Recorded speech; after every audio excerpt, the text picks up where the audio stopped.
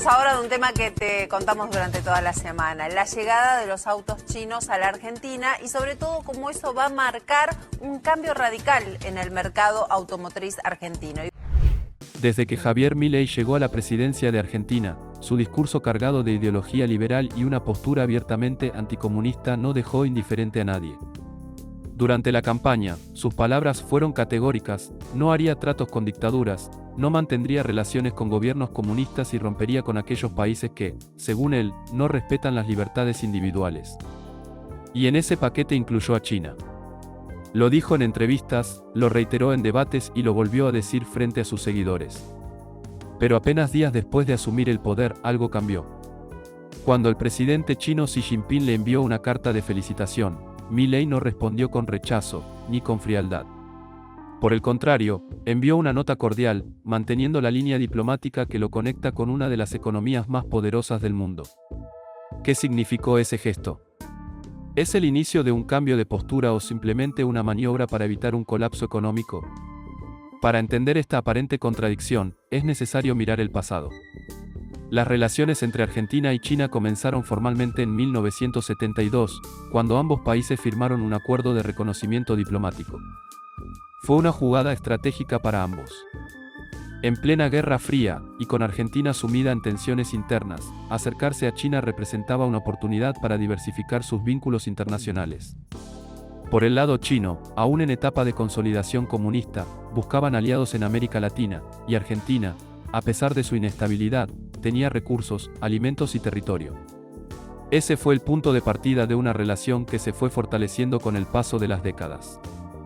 Durante los años 80 y 90, distintos gobiernos argentinos fueron cultivando una relación que iba más allá de lo comercial.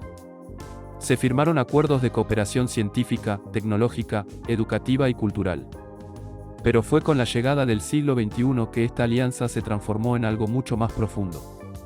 Bajo las gestiones de Néstor Kirchner y luego Cristina Fernández, el vínculo con China se volvió estratégico.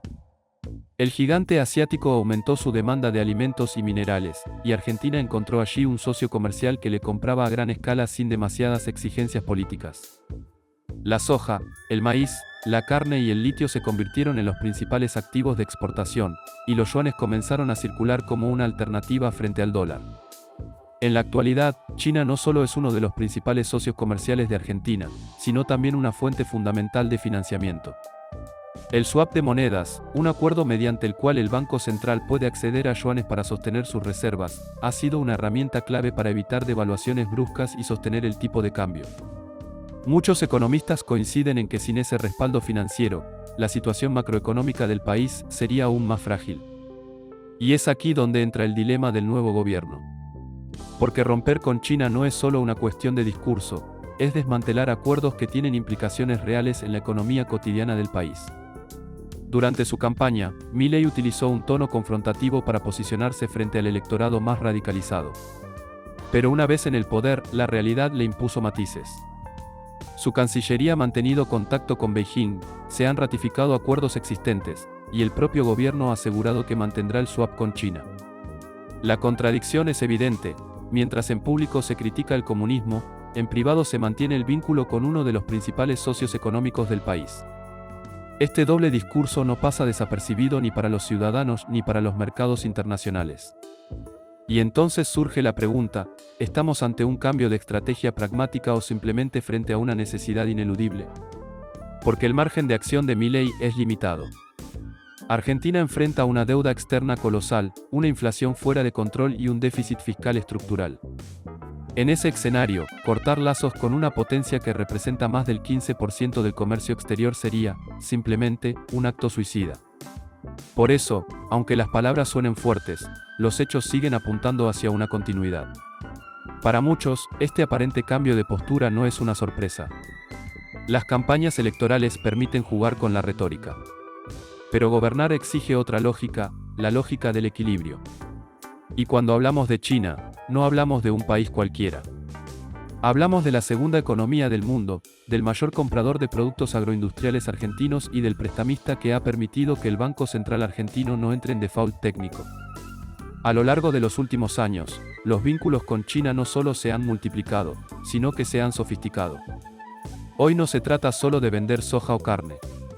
Hoy China está involucrada en la infraestructura, la energía, los ferrocarriles y la exploración de litio en el norte del país. Cancelar esos acuerdos no solo implicaría un costo económico inmediato, sino también un mensaje geopolítico que Argentina no está en condiciones de emitir. Un ejemplo claro de esta interdependencia es la participación argentina en la iniciativa de la Franja y la Ruta, el megaproyecto impulsado por Xi Jinping para conectar Asia, Europa, África y América Latina a través de infraestructura e inversión estratégica. Bajo el gobierno anterior, Argentina firmó su adhesión formal y negoció obras millonarias financiadas por bancos chinos, incluyendo represas, rutas y líneas ferroviarias. También se avanzó en acuerdos bilaterales para promover el comercio bilateral en yuanes, desdolarizar parcialmente la economía y facilitar exportaciones sin las trabas tradicionales del sistema financiero occidental. Todo esto, con una lógica clara, diversificar alianzas en un mundo cada vez más multipolar. Pero para Milei, ese mundo multipolar choca con su visión ideológica. En su mapa mental, hay una línea divisoria clara entre los países libres y los autoritarios. Y eso lo ha llevado a acercarse con entusiasmo a figuras como Donald Trump o Benjamin Netanyahu, mientras mantiene distancia con líderes como Lula da Silva o el propio Xi Jinping. El problema es que esa división no siempre es funcional a los intereses económicos del país. En América Latina, donde la diplomacia tiende al pragmatismo, sostener un alineamiento puramente ideológico puede resultar aislante. Y en el caso argentino, puede ser directamente inviable.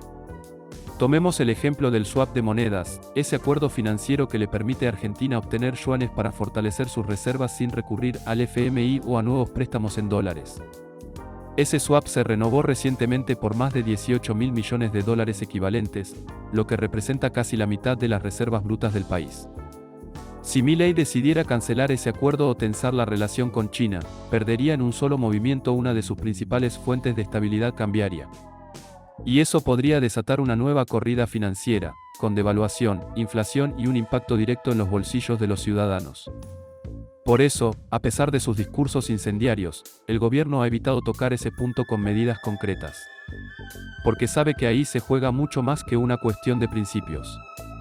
Por otro lado, el vínculo comercial es igualmente delicado.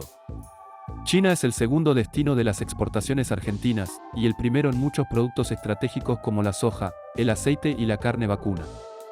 Miles de productores dependen de ese mercado, que además tiene la particularidad de ofrecer condiciones estables, contratos de largo plazo y menos exigencias que los mercados europeos o norteamericanos. Romper ese flujo comercial no solo afectaría a las grandes exportadoras, sino también a miles de trabajadores rurales, transportistas, frigoríficos y puertos. La cadena es extensa, y cualquier corte en el suministro o en la demanda se sentiría en toda la economía real. A esto se suma otro factor clave, la inversión extranjera directa. Empresas chinas han participado en proyectos energéticos, mineros y de infraestructura en provincias argentinas con muy pocas alternativas de financiamiento. En lugares como Catamarca, Jujuy o Santa Cruz, los capitales chinos representan la única inversión significativa en años. Si esos proyectos se suspenden, no solo se pierde financiamiento, sino empleo, tecnología y desarrollo. Y en un país donde la pobreza supera el 40% y la desocupación sigue en niveles preocupantes, esos números no son una estadística más, son una bomba social. Y es aquí donde entra la paradoja del nuevo gobierno argentino. Javier Milei fue elegido con la promesa de romper con todo, con la casta, con el déficit, con los vínculos del pasado. Pero en la práctica, su administración ha debido navegar con cautela, especialmente en lo que respecta a la relación con China. Las señales están ahí, no ha roto el swap, no ha salido de la franja y la ruta, no ha cancelado los proyectos de infraestructura ni ha emitido comunicados agresivos desde la Cancillería. Por el contrario, ha mantenido una diplomacia silenciosa, casi calculada, mientras él continúa utilizando la retórica incendiaria que lo llevó al poder. Este doble juego, entre discurso radical y práctica moderada, refleja un dilema profundo: ¿hasta qué punto se puede sostener una narrativa ideológica sin romper los hilos que mantienen con vida la economía? La gran pregunta es si Milei lo sabe. Si comprende que la relación con China no se puede manejar como un tuit o como una provocación televisiva. Que detrás de cada acuerdo hay meses, a veces años, de negociación diplomática. Que los equilibrios internacionales no se basan en simpatías personales, sino en intereses cruzados. Que un presidente no solo representa una ideología, representa a un país entero, con su historia, sus vínculos y sus necesidades. Y que cortar un lazo tan profundo como el que une hoy a Buenos Aires con Beijing no solo sería un error político, sería una herida económica que tardaría décadas en cicatrizar. Por eso, los próximos meses serán clave. Porque ya no bastan los gestos diplomáticos ambiguos. El gobierno argentino deberá definir una estrategia clara, o redobla su compromiso con China desde una postura pragmática, o inicia un proceso de distanciamiento que tendrá consecuencias reales, y no solo simbólicas. En cualquiera de los dos caminos, habrá costos. Pero también oportunidades. Porque en la política internacional, lo que cuenta no es solo con quién te alías, sino cómo lo haces.